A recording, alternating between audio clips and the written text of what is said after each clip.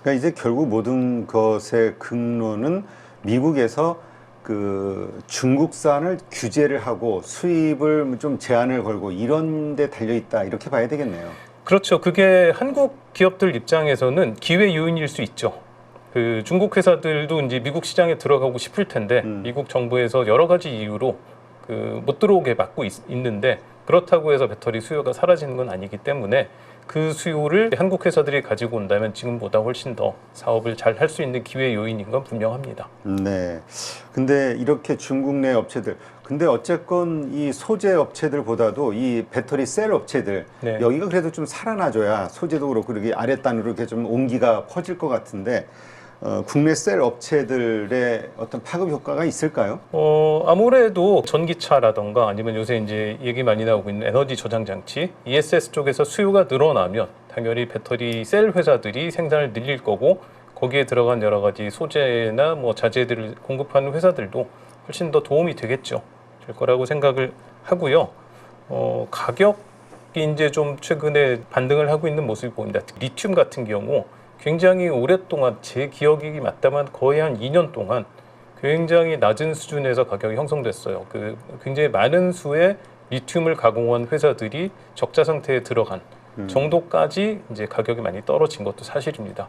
그러다 보니 중국에서도 이제 견디지 못하고 이제 리튬 공급을 사실 중국이 제일 많이 하고 있는데 이러면 안 되겠다 싶었는지 이제 거기 제동을 걸기 시작한 것 같고요. 최근에 CATL의 뭐 제일 큰 광산 하나를 뭐 가동을 중단시켰다는 이야기도 나올 정도로 뭐 그거에 대한 해석은 좀 다양합니다만 그런 이야기들이 나올 정도로 리튬 가격을 좀 잡으려고 하는 것 같고 거기에서 이제 몇 년 전처럼 그 엄청나게 높은 가격 때문에 리튬 회사가 돈을 엄청나게 많이 벌 상태까지 가지는 않을 것 같아요. 그렇지만 어느 정도 운영을 할 수 있고 적절한 수준의 이익을 내면서 그 안정적으로 경영을 할 수 있는 정도의 가격이 형성이 되면 그 위에 쌓여 있는 소재 업체라던가 배터리 업체들도 자, 이 가격은 이 정도니까 우리는 이런 정도로 운영하면 되겠네라고 이제 지금보다 좀 출렁거림이 덜한 상태에서 사업을 안정적으로 해나갈 수 있지 않을까 그렇게 생각합니다. 네. 하여튼 뭐 지금 삼원계 말씀하셨는데 우리가 특히 삼원계 배터리의 강점을 가지고 있었죠. LFP 같은 경우는 이제 중국산이 좀 강점이 있었고, 근데 사실 이 여러 가지 그 다각적인 측면을 놓고 봤을 때 가격은 좀 비싸도 우리 삼원계가 뭐 거리라든가 여러 가지 면에서 온도, 낮은 온도에서의 어떤 가성비라든가 따졌을 때 더 훨씬 유리하다 이렇게 생각을 했었는데 결론적으로 봤을 때 LFP한테 지금 현재 완전히 밀린 거죠. 현재 보면 그렇습니다. 예, 그럴 수밖에 없는 상황이 됐던 게 그 약간 뭐 배경 설명을 좀 드리자면 꽤 최근까지 한 2, 3년 전까지만 해도 전기차 그리고 전기차 배터리에서 제일 중요한 판단 기준은 이게 400km, 500km를 갈 수 있느냐 없느냐였어요. 근데 그거를 맞추려면 같은 크기의 같은 그 배터리에 많은 전기 에너지를 담아야 되는데 그러려다 보면 높은 에너지 밀도를 가지는 삼원계가 최고겠네라고 생각을 했던 거죠. 그래서 한국 회사의 경우 특히 삼원계에 좀 집중을 했었던 게 사실입니다. LFP 프로그램이 있기는 있었는데 그 이후에는 좀 열심히 안 했다고 들었어요. 네. 그랬는데 이걸 이제 화학적인 원리 때문에 케미스트리라고 얘기를 하는데요. 케미스트리 때문에 LFP 배터리 같은 경우는 에너지 밀도가 낮을 수밖에 없는 게 그런데 사실 배터리 팩이라는 거는 실제로 전기를 저장하는 그 셀 부분이 있고 이 셀들을 연결하고 얘들을 관리를 하는 그리고 이제 열이 많이 나기 때문에 열을 밖으로 빼주는 부분들이 있어요. 네, 그런 부분들의 설계를 최적화해서 셀 단위로는 에너지 밀도가 낮지만 팩 단위로는 그렇게 삼원계에 비해서 크게 뒤지지 않는 그런 배터리 팩을 LFP 기반으로 만든 게 중국 회사들인 거죠. 그렇다 보니 자동차 회사 입장에서도 이거 쓸만하네 같은 거. 근데 보니까 가격은 좀 싼데 그러면 이걸 해야 우리가 돈을 더 많이 벌 수 있겠네. 혹은 돈을 좀 손해를 덜 볼 수 있겠네라고 판단을 한 거죠.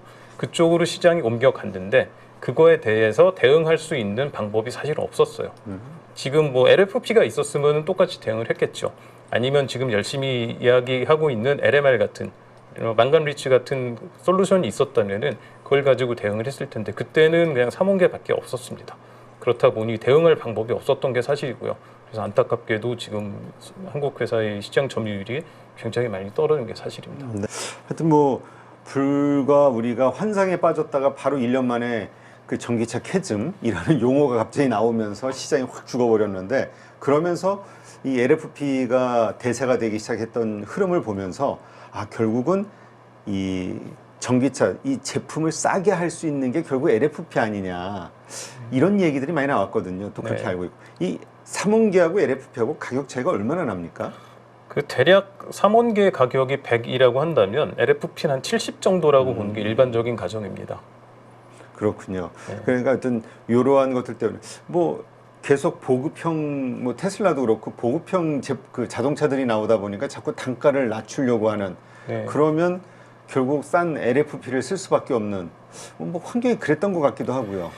그렇죠. 뭐 전기차 가격이 뭐 7만, 8만 달러 이런 상황이니까 사실 그 정도 가격대면 많이 팔긴 힘들잖아요. 그러니까 가격을 낮춰야 되는데 그 배터리가 차지하는 원가 비중이 높기 때문에 배터리를 먼저 건드렸겠죠. 그러다 보니까 당장 쓸 수 있는 솔루션은 LFP였던 게 사실이고 그래서 LFP 쪽으로 많이 옮겨간 게 현실입니다. 네. 지금 뭐 어쨌든 치열하게 글로벌 시장에서 부딪히고 있는 게 이제 중국산, 한국산인데 배터리와 관련해서요. 이번에 뭐 미국에서 어쨌건 미국 시장을 많이 장악하고 있는 건 어쨌든 중국산 LFP 배터리들인데 우리가 그 어쨌건 가격과 관련해서는 중국이 좀 뒤지잖아요. 네. 이러한 가격 경쟁력을 가지고 미국 시장, 중국산을 대체하면서 점유율을 넓혀 나갈 수 있을까요? 저는 가능하다고 보는 게 이게 아까 이제 처음에 얘기했었던 3원계와 LFP의 경쟁 구도가 결국은 가성비인 거죠.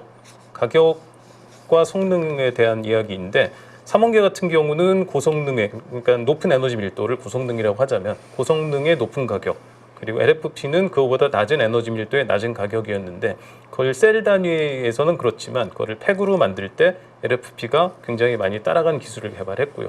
그래서 LFP가 주목을 받았는데 3원계 기반의 다른 기술 예를 들어 NMR 같은 경우는 3원계 기반의 기술이거든요. 이게 예를 들어서 LFP보다 가격은 조금 높은데 성능은 훨씬 좋다. 이러면 이쪽으로 또 옮겨갈 수 있는 거거든요. 시장은 그쪽에 주목을 하게 돼 있습니다. 네. 그러면 LFP 진영에서도 그냥 당하고 있지 않겠죠. 뭔가 할 거예요. 그래서 오락가락 이쪽 저쪽 따지면서 이쪽이 좋은 것 같아 저쪽이 좋은 것 같아 하면서 시장이 움직여 갈 거고요. 그렇게 계속 바뀌어 나가는 시장에 우연하게 대처할 수 있으려면 여러 가지 가성비를 가진 기술들을 확보해 둬야 된다는 뜻입니다. 네. 그렇다면 우리가 중국산을 제치고 미국 시장을 만약에 장악을 다시 하게 된다면 네. 그것은 3원계로 하게 되는 건가요? 아니면 LFP로 하게 될까요? 글쎄요, 어떤 쪽일지는 모르겠습니다만 NMR도 뭐 3원계라고 분류를 만약에 하자면 그게 3원계일 수도 있다는 생각입니다. 결국은 어떤 케미스트리로 어떤 정도의 가성비를 만들어서 시장에 오퍼를 하고 시장이 그거를 이거 괜찮은 것 같아. 우리 용도에 맞아.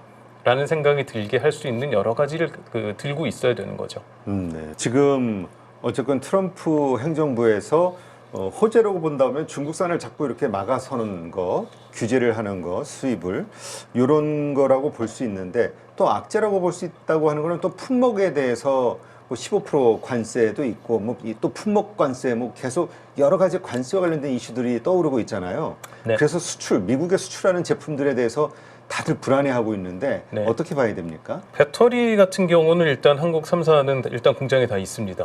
자체 공장도 있고 이제 자동차 회사들하고 합장한 공장도 있고요. 그래서 미국에서 뭔가 물량이 뜬다면 거기에서 생산 대응을 해야 되는 상황이고요.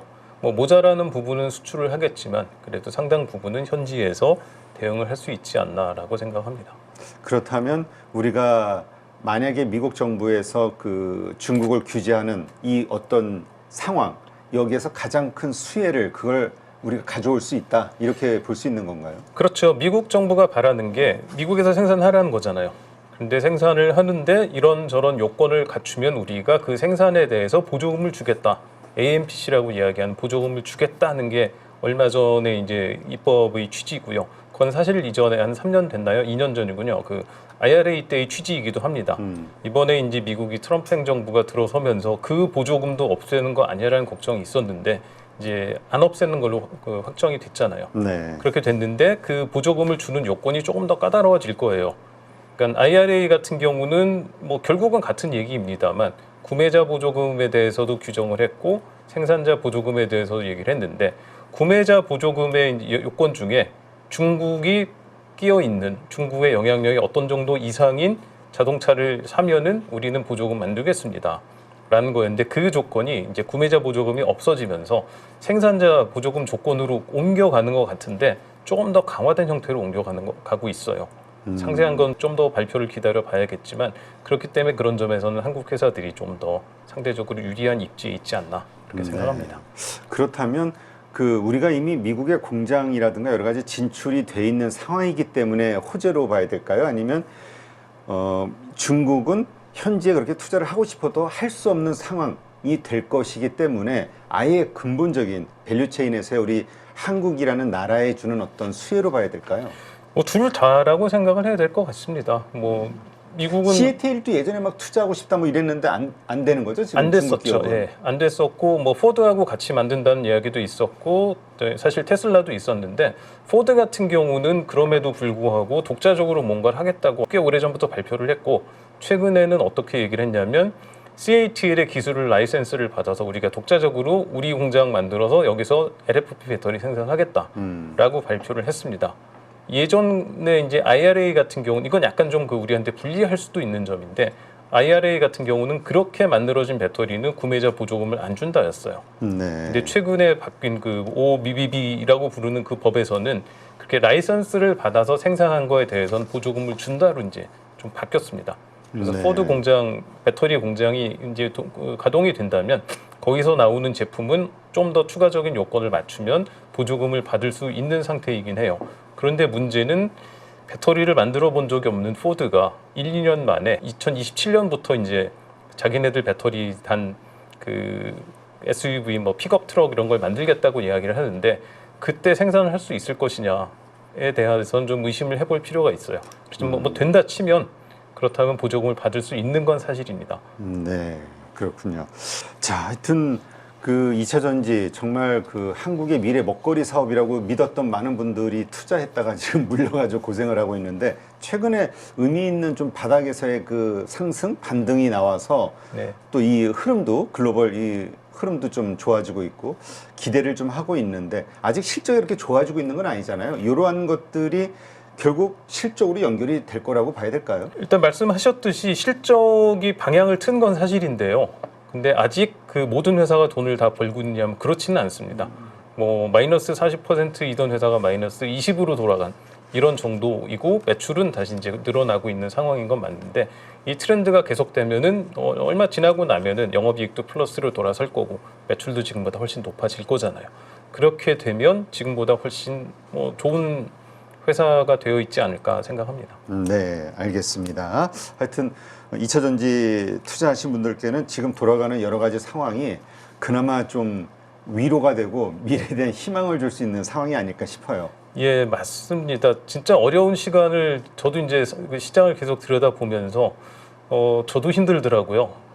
야, 이거 계속 이렇게 나빠져서 어떡하나 걱정이 많았는데 금년 초까지 그랬는데 한 봄, 여름 이때쯤 되면서 그래도 긍정적인 뉴스들이 좀 나오기 시작하네라는 걸 지난번에 한번 말씀드렸었던 것 같은데 요새는 그런 소식들이 확실히 늘어난 건 사실이에요. 그리고 그게 실적에도 좀 반영이 되는 것 같고 야, 이 추세면은 좀 지나면은 훨씬 더 좋아지겠는데라는 생각이 많이 드는 것도 사실입니다. 네, 알겠습니다.